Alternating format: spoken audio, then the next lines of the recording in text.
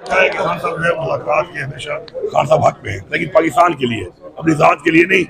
तो हमें अगर कानूनी तौर पे और मेरिट के ऊपर हमें अपना जो हकूक है वो जो हमसे लिए गए, बल्कि छीने गए, बार बार छीने गए, वो हमें दिए जाए। तो खान साहब ने खुद जब कह दिया कि मुलाकात के लिए वो तैयार हैं, तो मेरे ख्याल में उसके बाद हमारी बात की कोई इतनी वैल्यू नहीं बनती। खान साहब ने खुद ही कहा है। पाक भारत कशीदगी पर भी अभी नरेंद्र मोदी की दोबारा धमकी आई है, उस हवाले से क्या कहेंगे? मैं तो यही कहूँगा कि जिस तरह अभी खुरा साहब ने यहाँ पे उधर अदालत में ही बोला कि पूरे पाकिस्तान को इसका मुत्तहिद होने की जरूरत है, और इमरान खान इसका अलामत है, क्योंकि इमरान खान साहब जो है वो इस वक्त रिप्रेजेंट करते हैं पाकिस्तान के 4 सूबों को भी, बल्तिस्तान को भी और आज़ाद कश्मीर को भी। तो इसलिए जो है हमने जो दरख्वास्त दी हुई है पैरोल की, तो इसलिए दी है कि इस वक्त जो हमें एक नेशनल यूनिटी चाहिए, और इमरान खान साहब ने बयान भी दिया उसके बारे में कि इस मामले के ऊपर वो कौम को मुत्तहिद होना चाहिए। तो ऐसे लीडर को इस बार 90% जो है अवाम का इसके साथ ताउन हो, जो अवाम जिसको फॉलो करती हो, इसके साथ हो, तो उसको इस तरह गैर कानूनी तौर पर अंदर रख के हम इंटरनेशनली क्या मैसेज दे रहे हैं। तो जब अपने घर में लड़ाई इस तरह बन जाती है, तो फिर जाहिर बात दुश्मन को भी है वो भी अपने आप को मजबूत समझता है, और बुद्धि जैसा जो है वो भी चबड़ बच्चू जो है वो धमकियां देना शुरू कर देता है। इमरान खान के 2 बेटों का इंटरव्यू आया, बड़ा वायरल हो रहा है इंटरनेशनल सतह पे भी। उन्होंने जो खदशात का इजहार किया, उन पे आप क्या कहेंगे? मैंने वो देखा नहीं है, और कल वैसे मुझे क्लिप बीच में आया था इस तरह का, लेकिन मुझे वो कंफर्म नहीं हो रहा था कि वो क्या ओरिजिनल है या नहीं है, तो मैं उस पर कभी कमेंट कर नहीं सकता। मुझे भी अंदाजा नहीं है कि वो ओरिजिनल है नहीं है, या जो बातचीत उन्होंने की है वो ठीक भी है। आजकल वो पता है AI और बड़े अजीब अजीब किस्म के निज़ाम आए हुए हैं, तो जब तक कोई मुसलत चीज ना हो उस पर कमेंट मेरे ख्याल में नहीं कर सकता बता। इसके खोसा साहब बताइएगा, पेरोल पर रिहाई के हवाले से इमरान खान की जो दरख्वास्त के लिए फिर आप ही के पास आना पड़ेगा। तो कहते हैं नहीं इंसाफ सभी के लिए, तो मैंने कहा फिर इंसाफ तो ये दफ्तर वाले तो नहीं कर सकते, एडजुडिकेट के ये लोकस स्टैंड आई। मैंने कहा एक शख्स जिसने पिटीशन की है वो 6 करोड़ पाकिस्तानी अवाम का चीफ एग्जीक्यूटिव है, वो CCI का मेंबर है, वो नेशनल सिक्योरिटी काउंसिल का मेंबर है, पाकिस्तान का वो एक पिलर होने के नाता से उसका स्टेक है इस मुल्क में, और वो कह रहा है कि नेशनल कोहेशन के लिए, नेशनल यूनिटी के लिए हमें जो है एक ऐसा दुश्मन जो ललकार रहा है उसके लिए मुत्तहिद होना और मुत्तफिक होना और इत्तेहाद करके एक सीसा पिलाई दीवार की तरह होना, ये लाजिम और मलजूम है पाकिस्तान की उसके लिए बका और तरक्की के लिए। तो इसलिए पैरोल पर किया। तो वो कहने लगे कि उनको सज़ा भी हुई है। मैंने कहा वो भी अपील आपके पास तेज़ देर तजवीज़ है, इसलिए कि हतमी नहीं होती सज़ा, और अपील जो है वो उसका तसलसल होता है, कंटिन्यूएशन होती है। और मैंने उस दरख्वास्त में भी लिखा है कि ये झूठे और लग्ब केसेस हैं, इसमें जब भी अपील में आया है वो सारे बरी हुए हैं केसेस, 3 से तो बरी हो चुके और बाकी आपके पास लगा हुआ है। वो एक इन्होंने फ्लिमजी किस्म का एतराज़ दफ्तर ने लगाया था कि अर्जेंट आपने क्यों दरख्वास्त सस्पेंशन की दी है जबकि अपील आपने ऑर्डनरी की है। तो मैंने कहा वो ऑब्जेक्शन भी आपने ओवर रूल किया था, इसलिए चूंकि आप ही के पास ज़ेर इल्तवा है, तजवीज़ है अपील, आप ही मजाज हैं प्रोबेशन पर। उनका ये एतराज़ भी था कि दफ्तर ने जो एतराज़ किया कि जी पिटिशनर खुद क्यों नहीं आया प्रिजनर, तो उसमें भी हमने नज़ीर दी इन्हीं की अदालत की, इनके साबिक पेशरो की, जिसने कहा कि कोई दोस्त, कोई रिश्तेदार, कोई भी कर सकता है नालिश किसी प्रिजनर के बारे में।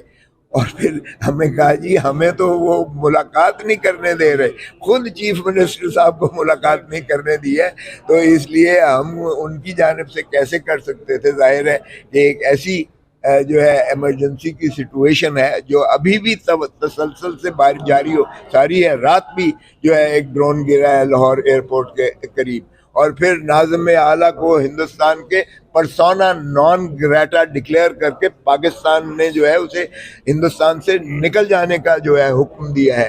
तो इसकी जाहिर है रिएक्शन के तौर पर मोदी इस वक्त जो है वो एक ज़ख्मी जानवर की तरह जो है, और ज़ख्मी जानवर आपको पता है जब भी जो है वो करता है, तो इसलिए हमें मुस्तैदी की और भी ज़्यादा ज़रूरत है। और मुस्तैदी तभी हो सकती है जब इमरान खान को मुखलसी दी जाए पैरोल पर, जब तक उनके केसेस अदालत से बरी नहीं हो जाते, तब तक उन्हें पैरोल पर रिहा किया जाए, ताकि वो अपना मौसर किरदार इस कौम को मुत्तहिद करने में, मादर वतन को जो है एक यलगार, एक जो है एक ऐसे दुश्मन, मूजी दुश्मन के हाथों से महफूज रखने के लिए उनका किरदार बहुत ज़रूरी है कौम के लिए और मुल्क के लिए। तो मैंने कहा कि ये नेशनल इंटरेस्ट में ये जो चीफ मिनिस्टर खैबर पख्तूनख्वा ने पिटीशन की है, इसमें कौमी मफाद शामिल और शरीक है, कोई जाती मफाद नहीं। गंडापुर साहब, बहुत से लोग इस पर तनकीद भी कर रहे हैं विद इन पीटीआई कि भाई ये पेरोल पर रिहाई नहीं होनी चाहिए थी, मुकम्मल रिहाई होनी चाहिए थी। इस पर क्या कहना है? देखिए जी, इसमें मुकम्मल रिहाई के लिए भी हमारी पिटीशन जो है वो यहाँ पे चल रही है, पहली बात। दूसरी बात ये है कि देखें, मेरे पास एक ऑर्डर है अदालत का ऑलरेडी कि हर हफ्ते में मुझे एक मुलाकात उनके साथ करनी चाहिए, क्योंकि मैं एक सूबे का वज़ीर आला हूँ, मेरा एक बड़ा सेंसिटिव सूबा है और मैंडेट चोरी करने के बावजूद इन लोगों ने अपना मैंडेट चोरी नहीं होने दिया। अब उस पर मेरी इमरान खान के साथ जो है मुलाकात, उस पर मुशावरत, अभी फिर हमारा बजट अभी आने वाला है, 100 बिलियन का बजट होता है, उसमें वो मेरा लीडर है, इस पार्टी का वो हेड है, उसका एक विजन जो है वो ज़रूरी है कि उसके अंदर उसका इनपुट आए। लेकिन अगर मुझे मुलाकात ही नहीं छोड़ेंगे अपने लीडर के साथ, तो मैं उनके विजन को उस तरीके से इम्प्लीमेंट तो नहीं कर सकता। तो क्योंकि डे टू डे मैटर्स हैं, लॉ एंड ऑर्डर के मसाइल आपके सामने हैं वहाँ के, बाकी जो मसाइल हैं हमारे फेडरल गवर्नमेंट, हमारे जो वाजिबात हैं उनके मसाइल होते हैं।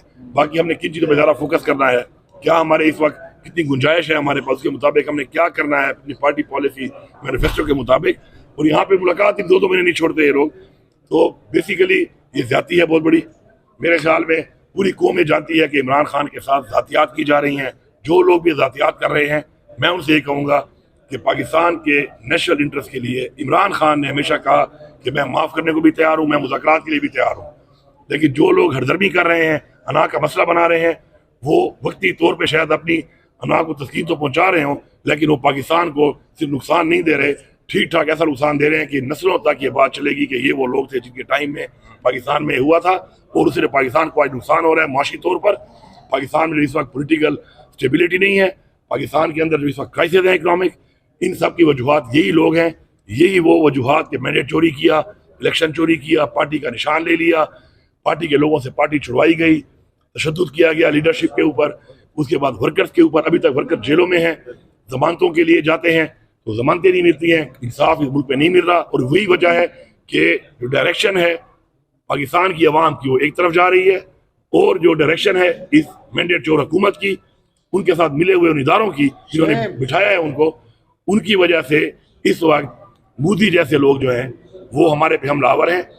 और इसी क्योंकि आपकी ये चीज़ प्रिवेल करती है, आपके मुल्क में क्या हो रहा है ये प्रिवेल करता है। इन्वेस्टमेंट्स क्यों नहीं आ रही? क्योंकि पूरी दुनिया जानती है कि ये मैंडेट चोरी करके ये हुकूमत को मुसल्लत किया गया अवाम के ऊपर। तो स्टेबिलिटी इसलिए नहीं है, पोलिटिकल स्टेबिलिटी नहीं होगी तो जारी बात है इकोनॉमिकल स्टेबिलिटी भी नहीं होगी। इसी तरह हमारे जो दहशतगर्दी के मसाइल हैं वो भी आप देख रहे हैं। इमरान खान की गवर्नमेंट का डाटा उठा लें, आप रिकॉर्ड उठा लें, इमरान खान वज़ीर आज़म था, कितने हमले हुए,